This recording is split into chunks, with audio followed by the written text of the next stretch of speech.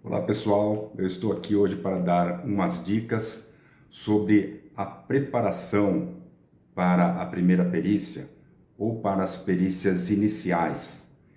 Eu noto que a maior dificuldade que os peritos iniciantes têm é encarar a primeira perícia ou os primeiros casos por total despreparo. Eu tenho insistido muito nesse assunto, que as pessoas só procuram a capacitação quando realmente são desafiadas a tomar a iniciativa de aceitar um caso, de aceitar uma nomeação, e aí se dão conta que não sabem sequer o primeiro passo ou os primeiros passos. Então, esse vídeo de hoje que eu estou trazendo para vocês é a proposta de um exercício que poderá ajudá-los muito nesse contexto. A proposta é não esperar que essa primeira nomeação ocorra para que você vivencie as experiências, as necessidades que você terá com essa primeira nomeação. É um exercício, é um simulado que nós vamos fazer para que você já exercite previamente essas etapas e quando chegar a situação real, você esteja ou se sinta um pouco mais preparado. Nós sabemos que um atleta, por exemplo, para participar de uma competição, ele treina. Nós sabemos que um aluno que queira ser aprovado na FUVEST, por exemplo, ele vai refazer as provas dos últimos 5 anos da FUVEST. Ele vai treinar, ele vai fazer todos aqueles simulados, ele vai em cursinhos. Aquela pessoa que quer correr uma maratona como eu quis um dia, essa pessoa corre obstinadamente para poder se preparar para correr 42 quilômetros, 195 metros. Então tudo requer preparo. Se você quer tocar uma música, se você quer tocar um Iron Maiden, por exemplo, você vai ter que pegar a partitura do instrumento que você deseja ou a tablatura e você vai treinar até esfacelar as pontas do seu dedo, porque não é fácil. Se você quer aprender uma língua, você tem que estudar, você tem que exercitar, você tem que fazer conversação. Então, é tão claro para nós que para termos êxito em algo nós temos que nos dedicar, mas eu percebo que para algumas pessoas atuar como perito judicial é como se fosse uma dádiva divina. De repente, o juiz vai fazer uma nomeação e essa pessoa se torna um perito e sai por aí fazendo laudo, né? E quem pensa assim, na primeira nomeação que pega, já cai num desespero total, totalmente perdido. Isso eu vejo todos os dias. Eu não estou aqui fazendo uma crítica, eu estou fazendo um alerta. Que vocês percebam isso como um alerta e não como uma mera crítica. E se for uma crítica, que as aceite também. Porque a gente não muda se a gente não aceitar que está cometendo erros. Então, essa semana, por exemplo, um colega fez alguns comentários que está tendo dificuldade de ser nomeado e atribuiu isso à dificuldade que tem de falar com o magistrado, de se apresentar, que as pessoas recebem lá os e-mails e não dão retorno e tudo. E eu propus na ocasião para esse colega que fizesse um exercício, que ele pegasse aquela mesma mensagem do WhatsApp que ele me enviou, que ele fizesse de conta que aquela mensagem do WhatsApp era a biografia dele profissional e que ele fizesse uma autoanálise. Se ele fosse o juiz, se ele nomearia aquela pessoa que escreveu aquela mensagem. Eu não sei se o colega entendeu o que eu quis dizer sutilmente no meu comentário, mas se ele tiver entendido, ele percebeu que aquela mensagem, por mais despretensiosa que seja, estava repleta de erros de português. E isso é um assunto delicado para mim comentar com as pessoas se elas têm muita dificuldade de escrever, porque pode soar negativo, as pessoas podem não gostar, mas eu preciso, a partir do momento que eu estou me propondo a ensinar e auxiliar pessoas, eu preciso ser verdadeiro. Então, se em algum momento eu fizer alguma crítica ou der algum toque, não se sintam ofendidos. É o meu papel.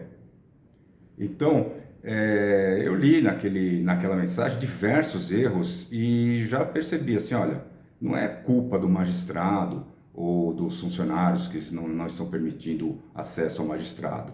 É porque se a biografia dessa pessoa estiver escrita com tamanhos erros gritantes em português, ninguém vai nomeá-lo perito judicial, né? Então, eu já falei aqui sobre a importância de melhorar a redação, não só para fazer a escrita da biografia, mas também para quando você for redigir o laudo. Mas vamos voltar ao tema desse vídeo, que é um exercício que eu quero propor a cada um de vocês, qualquer que seja a área de vocês, que vocês façam o exercício que eu vou sugerir aqui. O exercício consiste em fazer um simulado. Você vai sentar, você vai fazer de conta que você é o juiz e que você está fazendo uma nomeação. Você vai criar um caso fictício. Eu vou dar um exemplo para um engenheiro civil, fica mais fácil para mim, por ser engenheiro civil, vou dar um exemplo. Faça de conta que você foi nomeado para fazer uma avaliação de um imóvel. O que você vai fazer? Você vai pegar um imóvel de um parente ou o imóvel que você mora e você vai usar aquele imóvel como sendo um objeto de avaliação.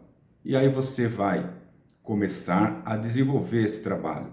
Primeira coisa que você vai fazer, você vai aceitar a nomeação. Isso consiste na mensuração dos seus honorários. Já é uma etapa do exercício, mensuração dos honorários. A outra etapa, a redação da petição, onde você vai aceitar a nomeação. Isso já é um exercício também, né? Depois você vai fazer uma petição informando as partes fictícias de quando será feita a perícia. Depois você vai fazer a avaliação desse imóvel propriamente dito. Você vai pegar os elementos que você entende como necessários para fazer a avaliação desses imóveis. Se você sabe o que tem que ser feito, ótimo. Agora, se você de repente pensar assim, eu sou engenheiro civil, mas eu não sei como avaliar imóvel, alguma coisa está errada.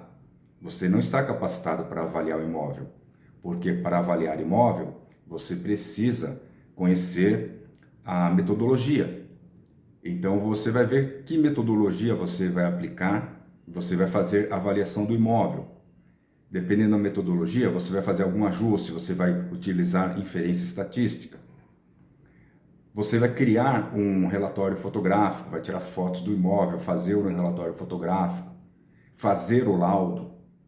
Você vai criar esse laudo. Não sei como fazer um laudo. Vai pesquisar, faz parte da característica do perito pesquisar.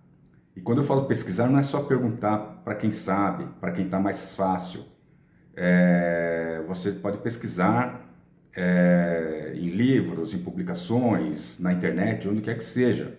Porque nem sempre aquela pessoa que você pergunta vai estar apto ou vai estar disponível para te responder de imediato, né? Então você tem que aprender também a fazer as suas pesquisas, aí atrás diretamente na fonte, sem intermediários. Isso faz parte do nosso trabalho, é uma característica que temos que ter. Então quando você passar por todos esses passos, ou seja, você vai estar fazendo um exercício passo a passo, aí você vai protocolar aquele laudo. Então você vai ter que saber como fazer a redação de uma petição, como você vai requerer seus honorários. Todas essas etapas, elas consistem na rotina do trabalho do perito. Então eu estou descrevendo aqui para você desde as rotinas iniciais até as finais. Isso é um exercício. Você não precisa esperar um belo dia um juiz te nomear para você perceber que você não sabe, ou que você não sabe tudo, ou que você tem muito a aprender. É muito comodismo ficar esperando as coisas acontecerem. Se você ficar esperando as coisas acontecerem, vai bater um desespero na hora que você cair numa situação real. O estudo é um simulado. Toda vez que o atleta cai numa pista ou numa piscina para treinar, ele está simulando uma prova. Quando você estuda, você está simulando uma prova. Quando você faz os exercícios de notas musicais ali, desenvolvendo alguma metodologia, você está também treinando, está simulando a música até que você tenha ela inteira memorizada.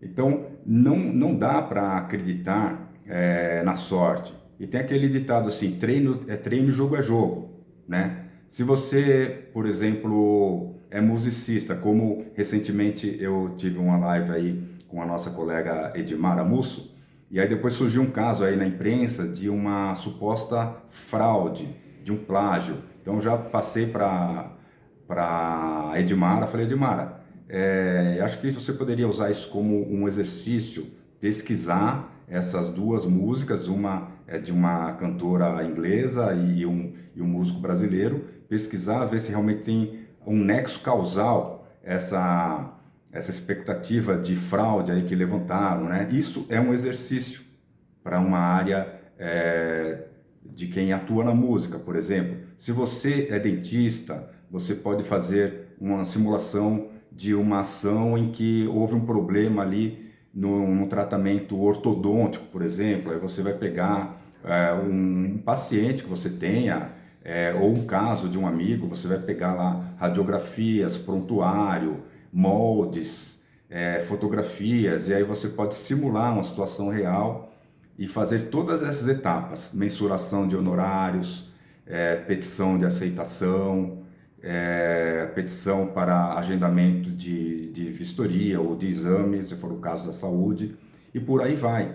Então, qualquer atividade que tenhamos, nós podemos imaginar uma situação, um caso em que o magistrado necessite de uma perícia, e nós podemos sim criar um exercício, fazer um simulado desse exercício, né?